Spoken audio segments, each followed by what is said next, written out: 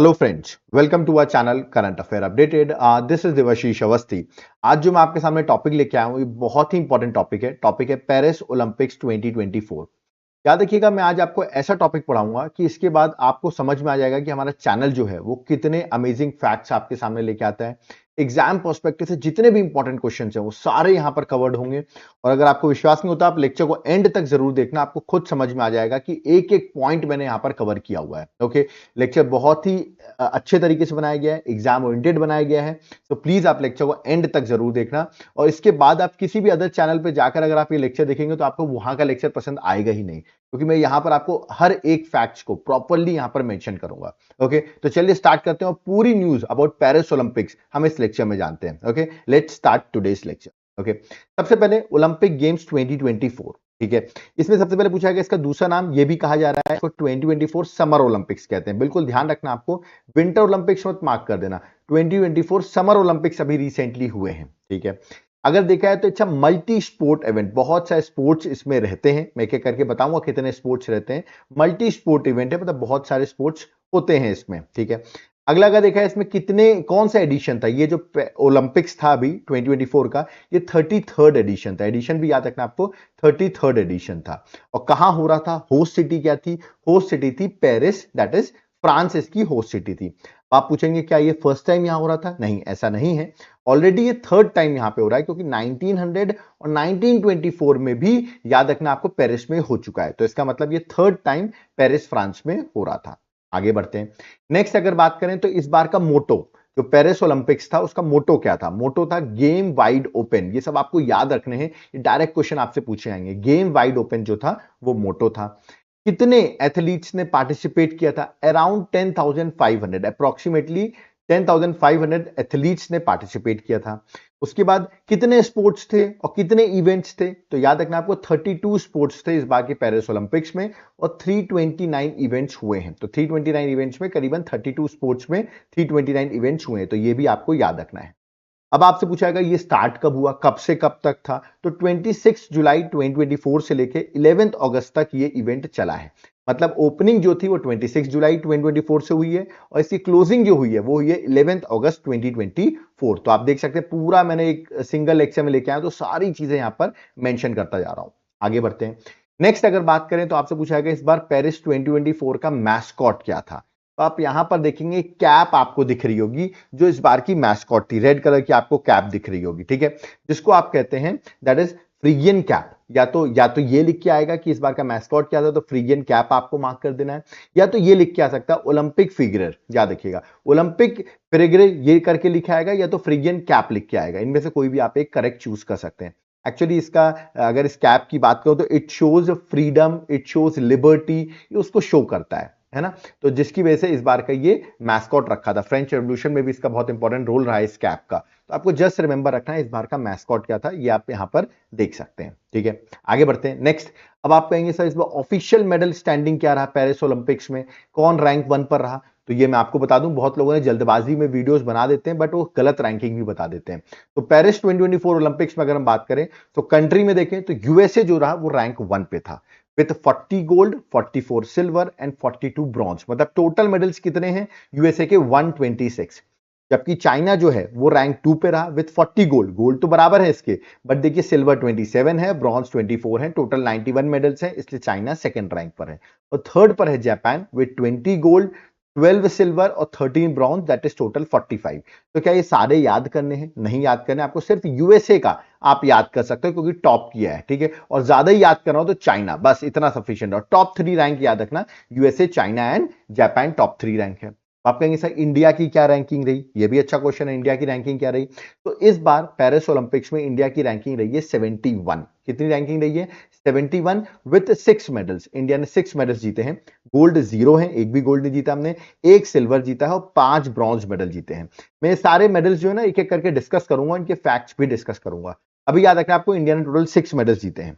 तो आप कहेंगे सर टोक्यो में जो ओलंपिक्स हुआ था वहां पर इस बार उससे हमारा प्रदर्शन अच्छा है कि बुरा है? मैं कहूंगा उससे तो बुरा ही है, क्योंकि टोक्यो में आपको याद रखना है इंडिया ने 7 मेडल जीते थे, मतलब एक मेडल भी ज्यादा जीता था, और हमने वहां पर एक गोल्ड जीता था, याद रखना है, 2 सिल्वर जीते थे, और देखा है तो 4 ब्रॉन्ज जीते थे हमने वहां पर। तो टोटल हमने वहां 7 मेडल जीते थे, जबकि यहां पर हमने 6 जीते हैं, उसमें भी गोल्ड हमारा इस बार एक भी नहीं है। तो देखा जाए तो टोक्यो से तो अच्छा हमारा नहीं रहा है ये वाला ओलंपिक्स, अगर कंपैरिजन में करूं तो। ठीक है, चलो तो आगे बढ़ते हैं, नेक्स्ट इंफॉर्मेशन में आते हैं। नेक्स्ट इंफॉर्मेशन की बात करूं मैं, ओपनिंग सेरेमनी।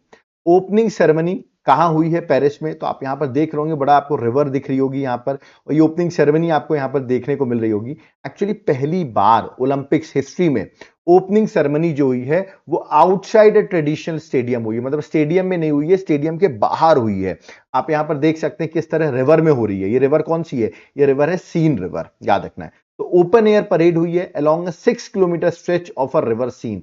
तो रिवर सीन में ये आपको ओपनिंग सेरेमनी देखने को मिल रही है। तो ये भी क्वेश्चन पूछा सकता है, ये रिवर बड़ी इंपॉर्टेंट रहती है क्योंकि पेरिस जो शहर है आपका वो रिवर सीन पर ही बसा हुआ है। तो this is again very important. Okay, चलो आगे बढ़ते हैं। नेक्स्ट अगर बात करें जो ओपनिंग सेरेमनी हुई, तो इंडिया के फ्लैग बीयरर कौन थे ड्यूरिंग ओपनिंग सेरेमनी? क्योंकि ओपनिंग सेरेमनी अभी मैंने बताया रिवर सीन के स्ट्रेच में हुई है। तो इस पेरिस 2024 ओलंपिक्स में जो हमारे फ्लैग बीयरर रहे हैं ओपनिंग सेरेमनी को, ओपनिंग सेरेमनी याद रखना आपको, वो थी पीवी सिंधु जो बैडमिंटन से हैं, और शरद कमल जो टेबल टेनिस से हैं। तो आपको याद रखना है ये हमारे फ्लैग बीयरर थे ओपनिंग सेरेमनी में। ओके, अगर मैं क्लोजिंग सेरेमनी की बात करूं, तो क्लोजिंग सेरेमनी आप देख रहे हैं स्टेडियम में हुआ है। जनरली यहीं पर सारे मैक्सिमम मैचेस जो हैं वो भी यहीं पर हुए हैं। स्टेडियम का नाम रहेगा, याद रखिएगा, that is Stade de France. Okay, ये स्टेडियम का नाम है जहां पर क्लोजिंग सेरेमनी हुई है। ओके, अब अगर आप पूछें कि क्लोजिंग सेरेमनी में फ्लैग बीयरर कौन था, ये क्वेश्चन पूछा जाए, तो यहां पर आप देखेंगे हमारे गोलकीपर पियास रिजेश, जिन्होंने अब रिटायरमेंट ले लिया, हॉकी के गोलकीपर थे, इन्होंने रिटायरमेंट भी ले लिया है इस ओलंपिक्स के बाद, और ये थे वहां के, याद रखना आपको, क्लोजिंग सेरेमनी के फ्लैग बीयरर। और इनके साथ साथ पिस्टल शूटर मनु बाकर जो है वो क्लोजिंग सेरेमनी की, याद रखना आपको, क्या थी? दैट इज फ्लैग बीयरर थी। तो ये दोनों नाम आपको याद रखने हैं, जैसे मैंने ओपनिंग का बताया वैसे आपको क्लोजिंग का भी याद रखना है। इनके बारे में भी आगे डिस्कस करेंगे। ओके, चलिए आगे बढ़ते हैं। नेक्स्ट आते हैं, ये क्वेश्चन बहुत फेमस है, बहुत कम लोग बताएंगे आपको, कितने एथलीट्स ने पार्टिसिपेट किया इस पेरिस ओलंपिक्स 2024 में? ओके, तो इंडिया के साइड से, तो अगर क्वेश्चन पूछा जाए तो इंडिया के साइड से टोटल 117 एथलीट्स ने पार्टिसिपेट किया था, और 16 स्पोर्ट्स में पार्टिसिपेट किया था 117 एथलीट्स ने। तो ये याद रखना, पूछा है नंबर पूछा है कितने लोगों ने किया, 117, जिसमें 47 फीमेल थी और 70 मेल एथलीट्स थे। तो दिस इज वेरी इंपॉर्टेंट कि इंडिया के साइड से 47 फीमेल्स थी और 70 मेल एथलीट्स ने पार्टिसिपेट किया। आपसे पूछा है जैसे शूटिंग होता है, फील्ड हॉकी होता है, अलग अलग इवेंट होते हैं, उसमें सबसे ज्यादा किस इवेंट से लोग थे इसमें 117 एथलीट्स में? तो देखा है 29 जो थे वो एथलेटिक्स से थे। तो सबसे ज्यादा जो इस बार रिप्रेजेंट कर रहे थे ओलंपिक्स में हमारे, वो एथलेटिक्स फील्ड से थे। ओके, और किस स्टेट से होंगे? आई थिंक ये बताने की जरूरत नहीं है किस स्टेट से होंगे, दैट इज हरियाणा। हरियाणा से 22 याद रखना एथलीट्स जो थे उन्होंने पार्टिसिपेट किया इस बार। ओके, तो स्टेट भी याद रखना है और किस फील्ड से थे वो भी याद रखना है। अब अगला क्वेश्चन होगा, क्या ये सबसे ज्यादा सर 117 एथलीट्स ने पार्टिसिपेट किया? नहीं, सबसे ज्यादा तो नहीं है, क्योंकि ये सेकेंड बिगेस्ट थे। ओके, टोक्यो में बताऊं 121 एथलीट्स ने पार्टिसिपेट किया था। इस बार आप देख सकते हैं वहां से करीबन 4 एथलीट्स कम है, 117 है। आपको लोग सोच रहे होंगे सर हमारी इतनी बड़ी पॉपुलेशन है, हमें और अपने लोगों को वहां भेजना चाहिए था। देखो ऐसा नहीं होता, आप भेजते हो, वहां क्वालिफिकेशन होती है। ठीक है, अगर क्वालिफिकेशन आप क्वालिफाई करोगे तो ही वहां पर आप जा सकते हो, बिना क्वालिफाई किए आप वहां पर नहीं जा सकते। तो ऐसा मत बोलना कि सर और ज्यादा लोग भेज देते हैं हम, तो हम और मेडल्स आ जाते हैं। वहां पर क्वालिफिकेशन करना पड़ता है, आप क्वालिफिकेशन करेंगे तभी आप वहां पर पहुंच पाएंगे। ओके, चलो आगे बढ़ते हैं। अगर आपसे पूछा है कि सबसे ओल्डेस्ट, ये बड़ा इंटरेस्टिंग फैक्ट बता रहा हूं, ये कोई पढ़ाएगा नहीं आपको यूट्यूब पे, ओल्डेस्ट कौन था जिसने जो पार्टिसिपेट किया इस पूरे 117 में से? तो वो थे रोहन बोपाना, जो टेनिस से प्लेयर है, 44 इयर्स एज थी जिन्होंने पार्टिसिपेट किया। जबकि आपसे पूछे कोई यंगेस्ट कौन थी, तो शी इज वेरी इंटरेस्टिंग। आप यहां देखिए स्विमर आपको दिख रही होंगी, इनका नाम है दिनिधि दिसिंगू, याद रखिएगा, 14 इयर्स की एज सिर्फ इनकी है, और इन्होंने पार्टिसिपेट किया है, youngest from India, and she participated in where, that is at Olympics. Okay, आपको मुझे थोड़ा कमेंट बॉक्स में बता रहे हैं कि ये 14 इयर्स एज है या 16 इयर्स, कमेंट बॉक्स में आप मुझे मेंशन करके बताइए। ओके, बट ये यंगेस्ट थी इंडिया की साइड से जिन्होंने पार्टिसिपेट किया है। ओके, चलो आगे बढ़ते हैं। Next, Indian Olympic gold medallist, आपने सुना होगा 2008 में इन्होंने हमको गोल्ड मेडल जिताया था, इनका नाम है अभिनव बिंद्रा, 2008 बीजिंग ओलंपिक्स में। तो ये जो गोल्ड मेडलिस्ट रह चुके हैं इंडिया के, इन्होंने ओलंपिक टॉर्च को पेरिस 2024 रिले में कैरी किया। तो ये क्वेश्चन आएगा कि ओलंपिक टॉर्च किसने कैरी किया इंडिया की साइड से, तो करेक्ट आंसर है अभिनव बिंद्रा। आपने सुना होगा शूटिंग के लिए इन्होंने हमको गोल्ड मेडल जिताया, तो he is very famous person also. Okay, चलो इनके बारे में अभी और डिस्कस होगा। चलिए नेक्स्ट अगर देखें, ये क्वेश्चन भी आ सकता है आपसे कि इंडिया के शेफ द मिशन कौन थे इन पेरिस 2024 ओलंपिक्स। तो पहले मैरी कॉम को बनाया गया था, बट मैरी कॉम के पर्सनल रीजंस के हटने की वजह से गगन नारंग को चूज किया गया as a chef de mission. अब आप सोचे होंगे शेफ द मिशन का मतलब क्या होता है?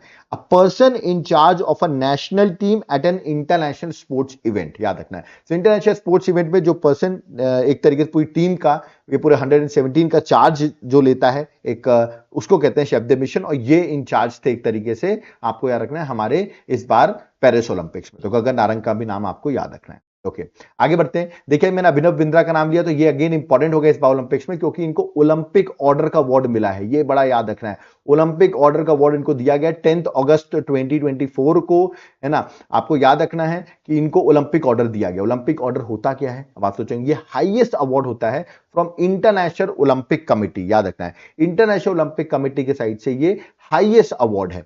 given to individuals for outstanding contribution to Olympic movement। Olympic में जिन्होंने बहुत अच्छा काम किया, आउटस्टैंडिंग वर्क किया हुआ है, उनको ये अवार्ड दिया जाता है। अब आप सोच रहे होंगे कि सर इनको अवार्ड दिया गया इंडिया की साइड से पहले है क्या? अरे मैं बताऊं, इंदिरा गांधी को भी अवार्ड मिल चुका है। तो ये आपको कोई नहीं बताने वाला कि इंदिरा गांधी को भी अवार्ड मिल चुका है ओलंपिक ऑर्डर, है ना। नेल्सन मंडेला को भी मिल चुका है। तो कुछ मैंने आपको फेमस बताए इंडिया की साइड से, आप देखेंगे इंदिरा गांधी को भी अवार्ड मिल चुका है। इसका मतलब ये कोई फर्स्ट नहीं है, इंदिरा गांधी को भी अवार्ड ऑलरेडी मिल चुका है। अभिनव बिंद्रा आपको भी पता होगा, इंडिया के पहले ऐसे पर्सन हैं जिन्होंने इंडिविजुअल गोल्ड इंडिया को जितवाया था, जो कि 2008 के बीजिंग गेम्स में 10 मीटर एयर राइफल में इंडिया को जितवाया था। ओके, तो ये आपको याद रखना है अभिनव बिंद्रा के बारे में, बहुत इंपॉर्टेंट फैक्ट है।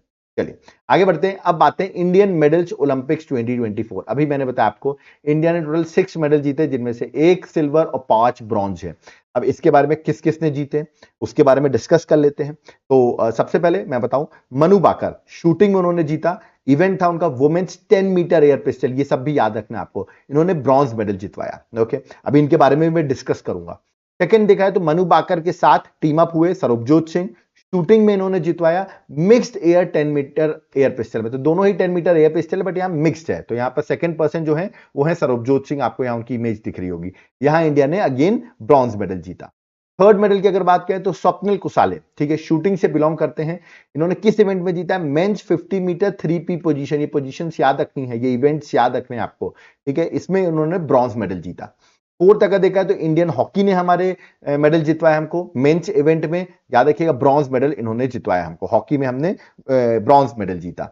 फिफ्थ अगर देखा तो नीरज चोपड़ा ने एथलेटिक्स में मेंस जैवलिन थ्रो इवेंट अगर देखा तो एथलेटिक्स में जैवलिन थ्रो में सिल्वर मेडल जितवाया। तो ये सबसे इंपॉर्टेंट हो जाता है। ओके, और लास्ट अगर सिक्स्थ मेडल देखे तो Aman Sehrawat men's freestyle 57 KG, ये स्पोर्ट का नाम है, इवेंट रेसलिंग है, याद रखना आपको, इसमें उन्होंने ब्रॉन्ज मेडल हमको जितवाया। तो ये भी बड़े इंपॉर्टेंट हो जाते हैं अमन शेरावत। ओके, तो ये 6 मेडल्स इंडिया ने टोटल जीते हैं, तो ये आपको याद रखना है। इसमें इंडिया की रैंकिंग क्या रही है? 71।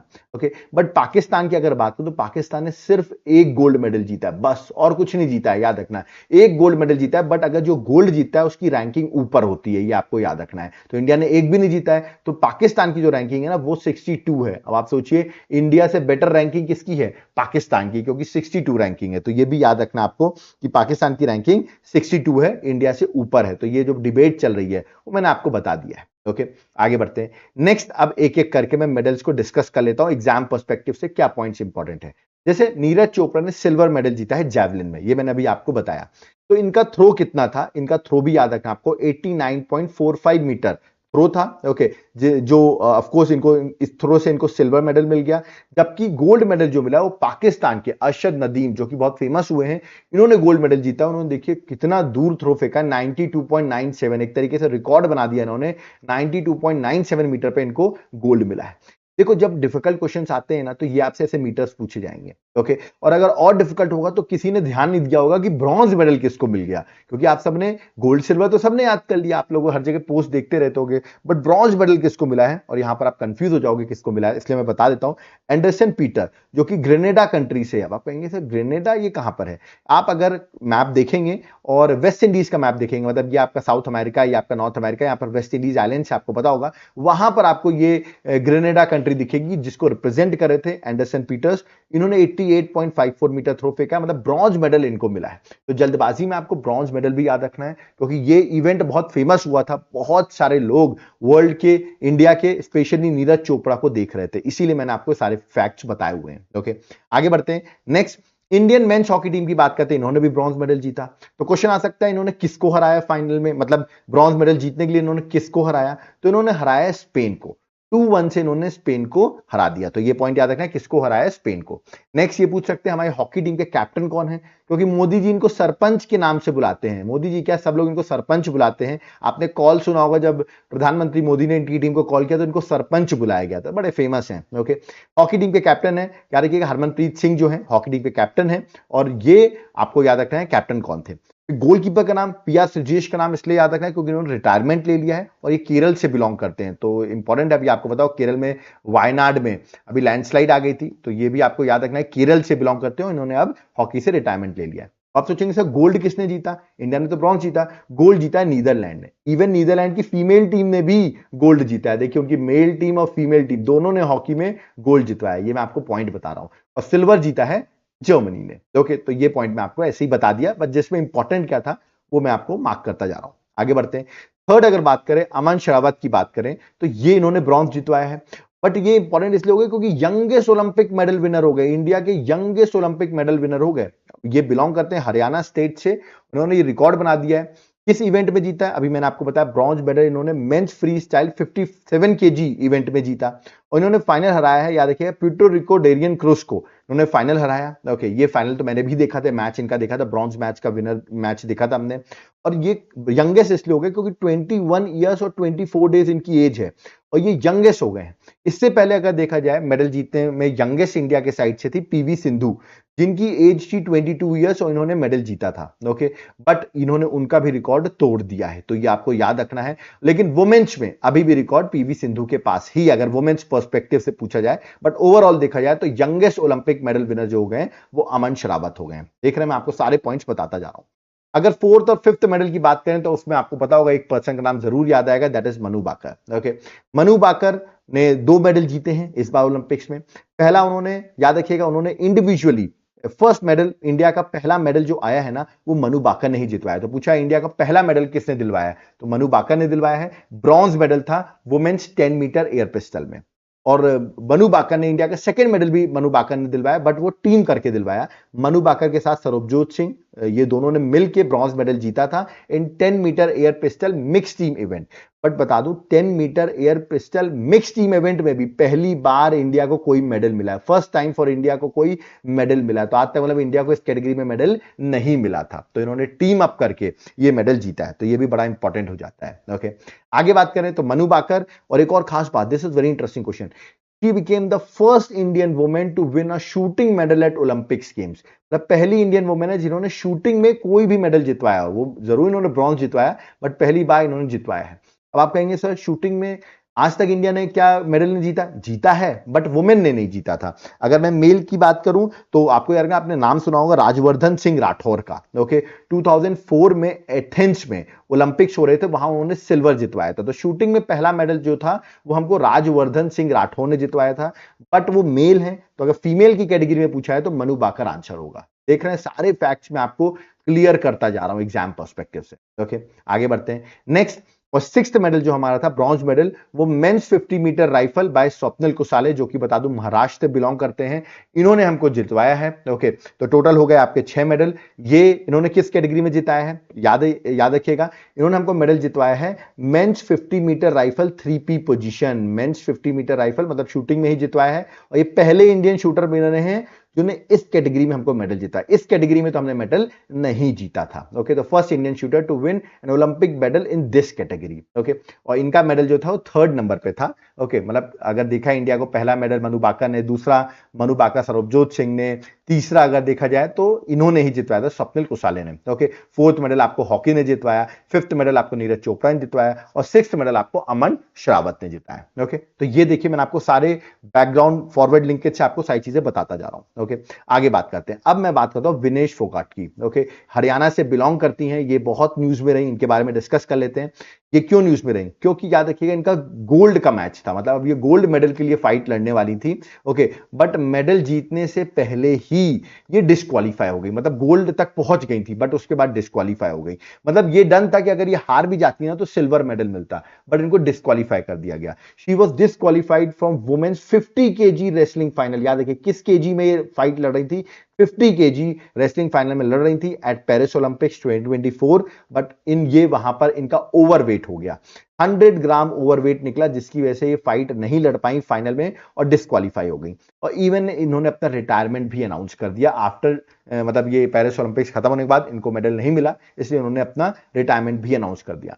अब मैं इनके बारे में एक खास बात बताऊं। अब आप सोच रहे होंगे कि इनका ये एक्चुअली 53 केजी में फाइट लड़ती थी। ओके, बट इस बार इन्होंने कोशिश की कि मैं 50 केजी में लड़ती हूं, क्योंकि ऑफ कोर्स 50 केजी में आपको इतने स्ट्रॉन्ग कंटेंडर नहीं मिलेंगे जितने 53 केजी में मिलेंगे। तो उन्होंने अपना वेट कम किया और 50 केजी में फाइट करने की कोशिश की। बहुत क्लोज थी, 49.9 केजी पर ये इनका वेट था जब ये लड़ रही थी, बट रातों रात जब इनका फाइनल था उसके बाद इनका वेट बढ़ गया और देखा गया, कम करने की पूरी कोशिश की इन्होंने अपने हेयर्स को कट किए, ठीक है, कपड़ों की डिजाइन को चेंज किया गया, सब कुछ किया गया, बट स्टिल 100 ग्राम से इनका वेट ज्यादा निकला, जिसकी वजह से इनको डिस्क्वालीफाई कर दिया गया।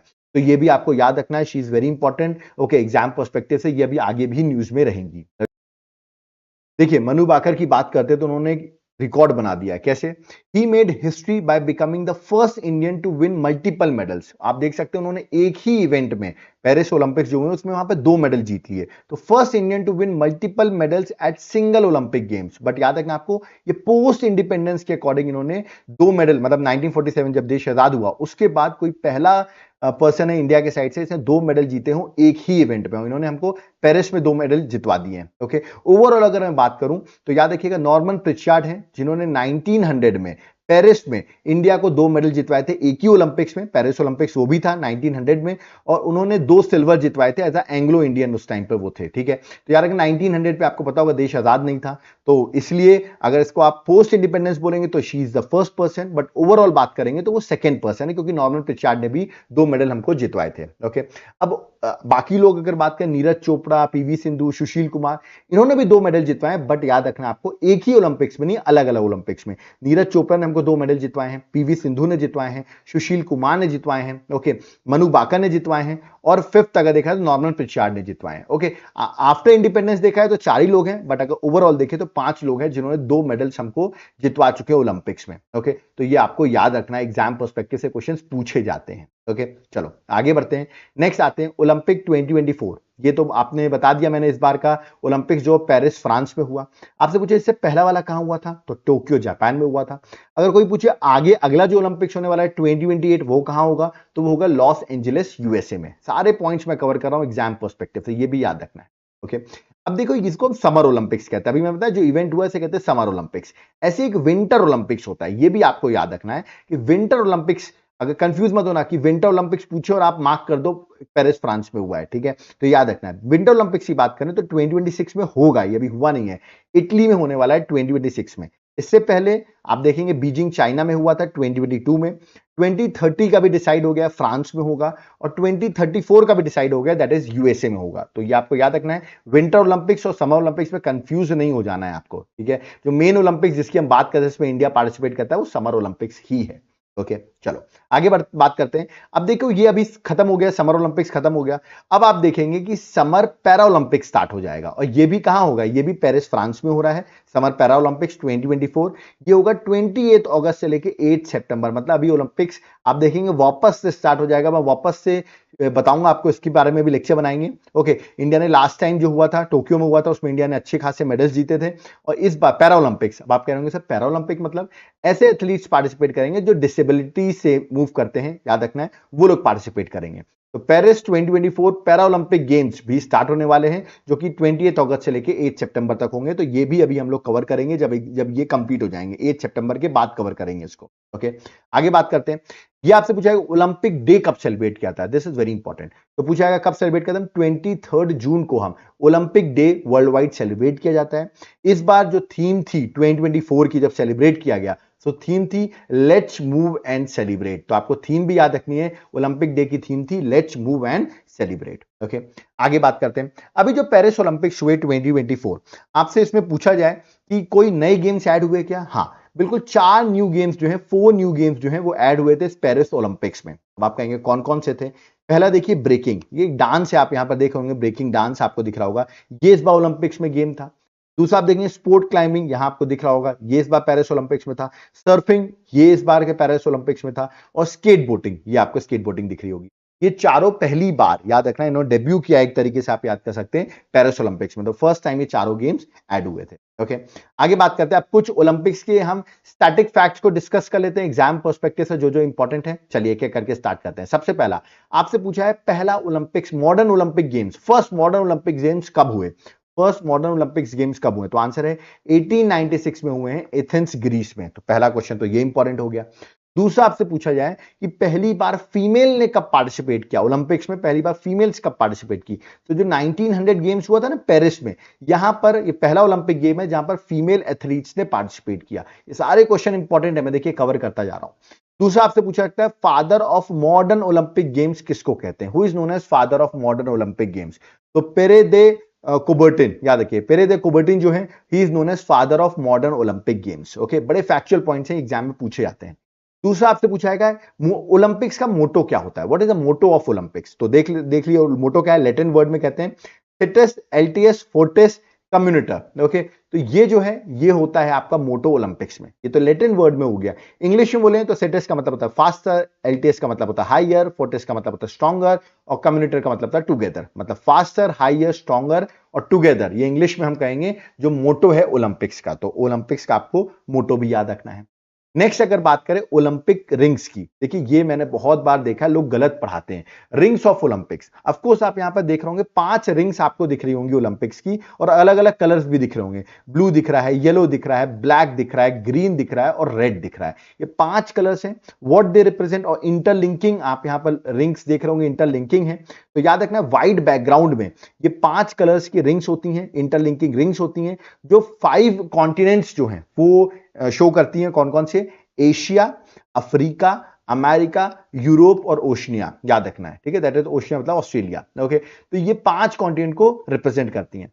अब मैंने बहुत लोग को देखा, वो क्या कहते हैं, ये हर एक कलर जो है वो एक कॉन्टिनेंट शो करता है, वो लोग ये पढ़ाते हैं। देखिए मैं बताऊं, ऑफिशियल आप वेबसाइट पे चले जाना, मैं ऑफिशियल डाटा बता रहा हूं, ऐसा कुछ नहीं है, याद रखिएगा, ऐसा कुछ नहीं है कि हर एक ओलंपिक रिंग एक पर्टिकुलर कॉन्टिनेंट को शो करती है, ऐसा बिल्कुल नहीं बोला गया है ना। ऑफिशियल ने क्लियर किया है, आप चाहें तो जाकर वेबसाइट को एक बार चेक कर सकते हैं। जैसे पढ़ाते लोग क्या है, मैं आपको बताता हूं, वो कह देते हैं ब्लू जो है वो यूरोप है, येलो जो है वो एशिया है, मतलब जो इंडिया आपका एशिया में आता है, ब्लैक जो है वो अफ्रीका का है, ग्रीन जो है वो ऑस्ट्रेलिया का है, और जो रेड है वो अमेरिका का है। इस तरह का वो आपको पढ़ाएंगे। ओके, बहुत से लोग ऐसा गलत पढ़ा देते हैं, बट ऑफिशियली ऐसा कुछ नहीं है। देखिए मैंने यहां पर मेंशन भी किया है, the rings do not assign any colour to specific continent. ऐसा आप नहीं कह सकते कि अफ्रीका है तो ब्लैक कलर शो कर रहे हैं, ऐसा ऑफिशियली बिल्कुल मना किया गया है। बट हाँ, गूगल करोगे, ऐसे कोई भी गलत सलत आप यूट्यूब चैनल देखोगे तो आपको जरूर ऐसा पढ़ा देंगे आपको, ठीक है। तो ये पॉइंट्स आपको याद रखना है। इंटरलिंकिंग ऑफ कोर्स ये शो करता है इंक्लूसिवनेस बिटवीन द कॉन्टिनेंट्स, ये शो जरूर कर रहा है, बट इनके लिए कोई कलर रिप्रेजेंटेशन नहीं है, आप चाहो तो ऑफिशियल चेक कर लेना। ओके, चलिए आगे बढ़ते हैं, नेक्स्ट पे आते हैं। नेक्स्ट ओलंपिक गेम्स अगर देखा है तो 1916, 1940 और 1944 ईयर्स में नहीं हुए थे, क्योंकि आपको पता उस टाइम पे वर्ल्ड वॉर चल रहे थे, 2 वर्ल्ड वॉर हुए हैं, वर्ल्ड वॉर 1 और वर्ल्ड वॉर 2, जिसकी वजह से इस टाइम पे ओलंपिक्स नहीं हुए हैं, ये भी आपको याद रखना है। आगे बढ़ते हैं, इंटरनेशनल ओलंपिक कमेटी की बात करते हैं। ये इंटरनेशनल ओलंपिक कमेटी क्या है? ये गार्जियन है एक तरीके से ओलंपिक गेम्स की, जो कि जून 1894 में स्टैब्लिश होती है। इसका हेडक्वार्टर लुजान स्विट्जरलैंड में, हेडक्वार्टर भी आपको याद रखना है। और अभी एट प्रेजेंट अगर आप देखें, इसके प्रेसिडेंट कौन है? थॉमस बैश जो है, वो याद रखना आपको इसके प्रेसिडेंट है। ओके, ये इंटरनेशनल ओलंपिक कमेटी है। ऐसे ही है Indian Olympic association, IOA. Okay, ये स्टैब्लिश हुआ था 1927 में। हेडक्वार्टर इसका न्यू दिल्ली इंडिया है। और प्रेसिडेंट अभी कौन है? पीटी उषा। यार पीटी उषा इसलिए आप देख रहे होंगे बार बार पीटी उषा की इमेजेस दिखाई दे रही है आपको ओलंपिक्स में, क्योंकि ये प्रेसिडेंट है इंडियन ओलंपिक एसोसिएशन की। ओके, आगे बात करते हैं कुछ पेरिस ओलंपिक्स 2024 के कुछ और फैक्ट्स मैं आपको डिस्कस करता हूं जो एग्जाम पर्सपेक्टिव से इंपॉर्टेंट है। ये आपको वैसे जनरली कोई बताएगा नहीं। आपने कहीं रशिया का नाम नहीं सुना होगा इस ओलंपिक्स में कि उसने कोई मेडल जीता। रीजन क्या था?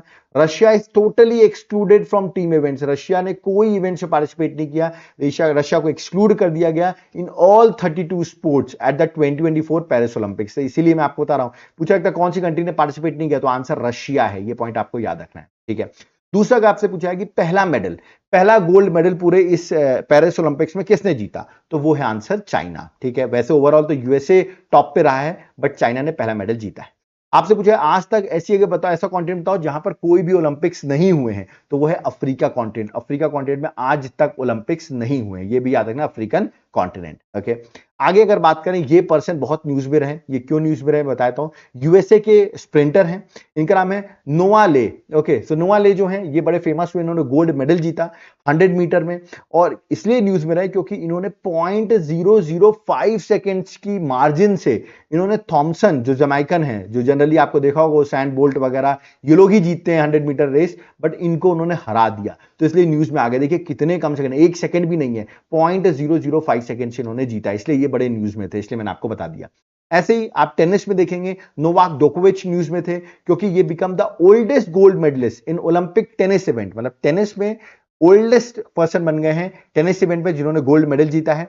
37 ईयर्स में इन्होंने सिंगल्स में याद रखिए कार्लोस अल्काराज जो है उसको हराया और इसको सिल्वर मिला, क्योंकि गोल्ड जो है वो नोवाक जोकोविच ने जीता है। तो ये ओल्डेस्ट बन गए हैं टेनिस प्लेयर में जिन्होंने गोल्ड मेडल जीता हो। ओके, फुटबॉल एक बड़ा इवेंट है, तो उसमें गोल्ड किसने जीता है? उसमें स्पेन ने गोल्ड जीता है और फाइनल फ्रांस के साथ हो रहा था, तो फ्रांस ने जो है सिल्वर जीता है। तो स्पेन आप देख सकते हैं, ये बड़ा इंपॉर्टेंट हो जाता है, फुटबॉल में गोल्ड जीता है। ओके, फिर ये एक बड़ी वुमेन है कि मेल है कि फीमेल है, इस पर बड़ा डिबेट चला है। इसका नाम बता देता हूं, दैट इज एमने खलीफ। ओके, याद रखिएगा एमने खलीफ, ये इनका नाम है, ये अल्जीरियन है, ठीक है, अल्जीरिया से बिलोंग करती हैं।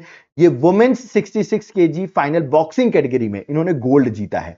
और ये बहुत न्यूज में रही, आपको पता होगा, लोग इनके जेंडर पे इशू उठ रहा था कि मेल है कि फीमेल है, तो आपको नाम पता होना चाहिए जो इतना न्यूज उठा है। गोल्ड जीत भी गई है गोल्ड फाइनली। ओके, आप मुझे कमेंट बॉक्स में बता दीजिए अल्जीरिया की कैपिटल क्या है, क्योंकि उसी कंट्री से बिलोंग करती हैं। ओके, अगला आपसे पूछा है कि सबसे ज्यादा एथलीट्स किस कंट्री ने पार्टिसिपेट किए, मतलब इस इवेंट में पेरिस ओलंपिक्स 2024 में, तो यूएसए ने पार्टिसिपेट किए विद 593 एथलीट्स। आप देख सकते हैं इंडिया के कितने कम है, यूएस तो कितना है, 593 यूएस की साइड से पार्टिसिपेट किए गए हैं। तो ये भी आपको याद रखना है। ओके, पार्टिसिपेट भी किए हैं, ऑफ कोर्स उन्होंने क्वालिफिकेशन राउंड भी क्वालिफाई किया, तभी वो पार्टिसिपेट कर पाए हैं। ओके, आगे अगर बात करूं पेरिस ओलंपिक्स 2024 की, तो इसमें प्रिंसिपल स्पॉन्सर कौन था for team at Paris Olympics, तो वो था अदानी ग्रुप, ये आपको याद रखना है। दूसरा आपसे पूछा जाएगा कि ऑफिशियल फुटवियर पार्टनर कौन था, ये हमारे इंडिया की साइड से, इंडिया को जो रिप्रेजेंट कर रहे थे उसमें से फुटवियर पार्टनर कौन था, तो वो था प्यूमा, याद रखना कौन था, दैट इज प्यूमा ब्रांड। और बीपीसीएल, भारत पेट्रोलियम की मैं बात कर रहा हूं, वो इंडियन ओलंपिक एसोसिएशन के साथ मिलकर पार्टनरशिप करके प्रिंसिपल स्पॉन्सर बना था फॉर पेरिस 2024 ओलंपिक्स। और इवन जो लॉस एंजलिस में होगा वहां पर भी प्रिंसिपल स्पॉन्सर बीपीसीएल है। तो 3 एग्जाम में क्वेश्चन आ सकते हैं, आपको याद रखने हैं, ठीक है, एग्जाम पर्सपेक्टिव से इंपॉर्टेंट है। आगे बात करें, बिल्किस मीर की बात करते हैं। She was the first Indian women on the Paris Olympics 2024 as a jury. Jammu and Kashmir से बिलोंग करती हैं ये, याद रखना, first Indian women on the Paris Olympics 2024 as a jury. Okay, तो ये भी एग्जाम्पल इंपॉर्टेंट है। और 2036 में इंडिया बिड करने वाला है ओलंपिक्स के लिए। देखते हैं क्या ओलंपिक्स इंडिया में हो पाता है, क्योंकि इंडिया बिड करेगा 2036 में। ओके, चलो आगे बात करते हैं नीता अंबानी जी की, क्योंकि ये भी इंपॉर्टेंट है। She is re-elected as International Olympic Committee member. International Olympic Committee की ये मेंबर बन गई हैं और वापस री इलेक्ट हुई हैं। एक्चुअली 2016 में नीता अंबानी जो थी वो याद रखिए फर्स्ट इंडियन वुमेन थी जिन्होंने इंटरनेशनल ओलंपिक कमिटी की मेंबर बनी थी 2016 में, और अभी इनको वापस री इलेक्ट करा दिया गया है। इन्होंने बड़ी अच्छी चीज भी ओपन की है जिसका नाम है, याद रखिए, इंडियन हाउस। ओके, ये आपको याद रखना, इंडियन हाउस ओपन किया गया है जहां पर आप लोग सब जो मेडल जीतते हैं वो यहाँ पर उनको उनकी वाहवाही होती है एक तरीके से, वो यहाँ पर खाना पीना सब कुछ रहता है, उनके लिए सेरेमनी वगैरह सब ऑर्गेनाइज की जाती है। और ये इंडियन हाउस बनाया है या इसका उद्घाटन भी, इसका इनॉग्रेशन भी नीता अंबानी ने किया है। रिलायंस की मदद से बनाया गया इंडियन हाउस, जो कि पेरिस में बनाया गया है। ओके, तो ये भी आपको याद रखना है। तो इंडियन हाउस का इनॉग्रेशन भी इन्होंने किया है, जो कि एग्जाम के लिए बहुत इंपॉर्टेंट है। ओके, चलिए आगे बात करते हैं, इंडियन हिस्ट्री ऑफ ओलंपिक्स की बात कर लें। इंडिया ने आज तक ओलंपिक्स में कुछ जो रिकॉर्ड्स बनाए हैं उस पर थोड़ा सा डिस्कशन कर लेते हैं एक एक करके। ओके, तो सबसे पहले याद रखिएगा, India first participated eight Olympics, कब पार्टिसिपेट किया फर्स्ट टाइम? 1900 में। यहां पे नॉर्मन प्रिचार्ड जो एंग्लो इंडियन थे, इन्होंने फर्स्ट टाइम पार्टिसिपेट किया और पहला मेडल भी इंडिया को इन्होंने यहीं पर जितवाया था। दोनों सिल्वर मेडल इंडिया को आए थे। ओके, अगर मैं बात करूं कि ये तो एज अ इंडिविजुअल गए थे, इंडिया की कोई टीम सबसे पहले ओलंपिक्स में कब गई? तो वो गई है 1920 में। समर ओलंपिक्स गेम्स जो 1920 में हुए थे, वहां पर फर्स्ट टाइम इंडिया की टीम जो है वो वहां पर गई थी। ओके, एज अ टीम गए थे वहां पर। ठीक है, आपको मुझे बताना है 1920 का जो ओलंपिक्स है वो कहां पर हुआ था, ये आप मुझे कमेंट बॉक्स में मेंशन करके बताइए। ठीक है, 1920 का ओलंपिक्स कहां हुआ था। ओके, आगे बात करें, अगर इंडिया की परफॉर्मेंस की बात करें तो याद रखना आपको, केडी जादव ने ब्रॉन्ज जीता था रेसलिंग में 1952 में। मतलब देश जब आजाद हुआ, इंडिया जब इंडिपेंडेंट हुआ, तो इंडिया को पहला मेडल आप देख रहे हैं कौन जितवाया है? वो जितवाया है केडी जादव ने। He was the first Indian to win individual medal at Olympics after independence. तो ब्रॉन्ज मेडल इन्होंने जितवाया था हमको रेसलिंग में, और ये कहां हुआ था? हेलसिंकी ओलंपिक्स में हुआ था। दैट इज हेलसिंकी, आपको बता दूं मैं, फिनलैंड की कैपिटल है। ओके, जहां पर ये ओलंपिक्स हुए थे। तो केडी जादव, आपको याद रखना, रेसलिंग से पहला मेडल इन्होंने जितवाया है। ओके, अगर बात किया जाए पहली वुमेन जिन्होंने इंडिया को ओलंपिक्स जितवाया, तो उनका नाम है कर्णम मल्लेश्वरी। याद रखना आपको, इन्होंने ब्रॉन्ज मेडल जितवाया था इंडिया को 2000 सिडनी ओलंपिक्स में 69 केजी कैटेगरी वेट लिफ्टिंग में। याद रखना आपको, इन्होंने हमको पहला ब्रॉन्ज मेडल जितवाया था। मतलब पहला मेडल किसी वुमेन ने जीता था, वो ब्रॉन्ज मेडल जीता था। इवन मैं बता दूं, ये पहली वुमेन भी है जिन्होंने राजीव गांधी खेल रत्न अवार्ड, पहले इसको राजीव गांधी खेल रत्न अवार्ड कहते थे, है ना, वो आपको याद रखना है, अब ध्यानचंद खेल रत्न अवार्ड नाम हो गया है, पहले राजीव गांधी कहते थे। ओके, तो she became the first women जिनको खेल रत्न अवार्ड जो है वो मिला था। ओके, आगे बात करते हैं।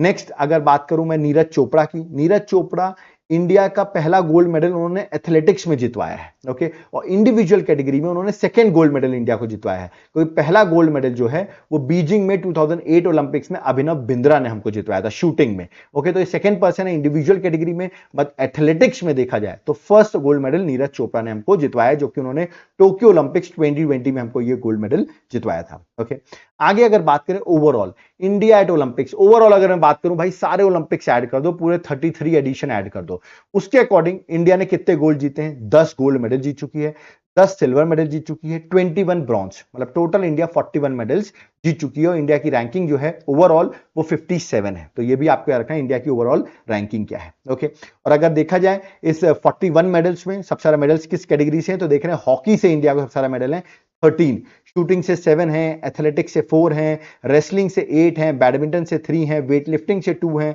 बॉक्सिंग से 3 हैं और टेनिस से 1 है। टोटल ऐड करेंगे तो 41 मेडल्स आ जाएंगे। आप देख सकते हैं मैंने सब मेंशन कर रखा है, गोल्ड इंडिया ने कितने जीते, ब्रॉन्ज कितने जीते हैं। ओके, तो बड़ा इंपॉर्टेंट हो जाता है ये कि मैंने आपको मेडल बाय स्पोर्ट्स भी बता दिया है। ओके, आगे अगर बात करें, मैंने बताया हॉकी ने 8 गोल्ड जीते, मैंने अभी आपको बताया, देखिए हॉकी ने 8 गोल्ड जीते हैं, तो बड़ी बात है, इंडिया हॉकी ने 8 गोल्ड जीते हैं। और ब्रॉन्ज तो हमारी हॉकी टीम ने 2020 में भी जीता और 2024 में भी जीता, लगातार 2 बार इन्होंने ब्रॉन्ज जीती।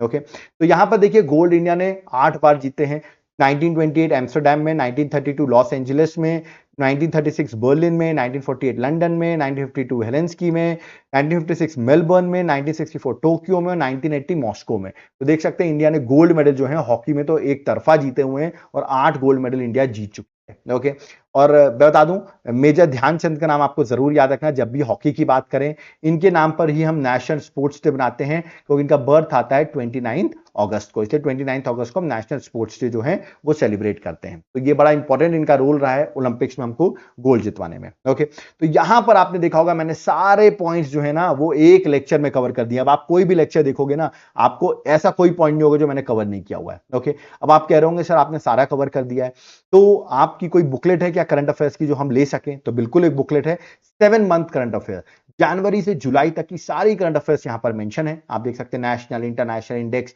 सब कुछ यहां पर मेंशन है। आपको करना क्या है, नीचे मेरा व्हाट्सएप नंबर दिया हुआ है, इस पर आप मैसेज करो। ओके, आपको मैं ये बुकलेट दे दूंगा, है ना। इसका चार्जेस हैं बट वन टाइम चार्जेस हैं, एक बार चार्ज पे करना, उसके बाद आपको कोई भी चार्ज पे करने की जरूरत नहीं है। ओके, और ये मेरा एप्लीकेशन का नाम है, आप चाहें तो यहां से भी बाय कर सकते हैं। देवाशीष क्लासेस एप्लीकेशन का नाम है, आप चाहें तो यहां से भी बाय कर सकते हैं, आप पे डिपेंड करता है आपको बाय कहां से करना है। ओके, सैंपल दिखाऊं तो याद रखिएगा इसके यहां पर ये बुकलेट जो है ना, ये बुकलेट आपको मिल जाएगी और इसका ये बड़ा इंपॉर्टेंट है एग्जाम पर्सपेक्टिव से। बुकलेट आपको व्हाट्सएप करना है, याद रखिए पूरी पॉइंट फ्रेम में हर चीजें मेंशन की गई हैं। ऐसे ही आप देखेंगे मैं आपको इसके साथ साथ एक और बुकलेट दूंगा, 8 मंथ करंट अफेयर जनवरी से अगस्त, 1500 प्लस एमसीक्यूज, मतलब ये सारी चीजों के एमसीक्यू फॉर्मेट में भी मैं आपको बुकलेट प्रोवाइड करूंगा। देख सकते हैं व्हाट्सएप नंबर दिया हो, इस पर व्हाट्सएप करो या तो आप एप्लीकेशन से भी बाय कर सकते हो। याद रखिएगा इनके साथ साथ और क्या क्या मिलेगा, जैसे अभी आपने लेक्चर देखा मेरा ओलंपिक्स का, आप कह रहे होंगे सर ये टॉपिक वाइज जो लेक्चर था इसकी क्या पीडीएफ मिल जाएगी? बिल्कुल, इसके साथ साथ आपको इन सब की पीडीएफ टॉपिक वाइज की हो गई आपको, ठीक है, मेरी डेली करंट अफेयर्स हो गई, मंथली करंट अफेयर्स हो गई, ओके, वीकली करंट अफेयर्स हो गई, टॉपिक वाइज हो गई, ये सारी चीजों की पीडीएफ आपको अपलोड होके, याद रखिए मैं आपको एक ड्राइव लिंक दूंगा जहां पर हर चीजें अवेलेबल होंगी।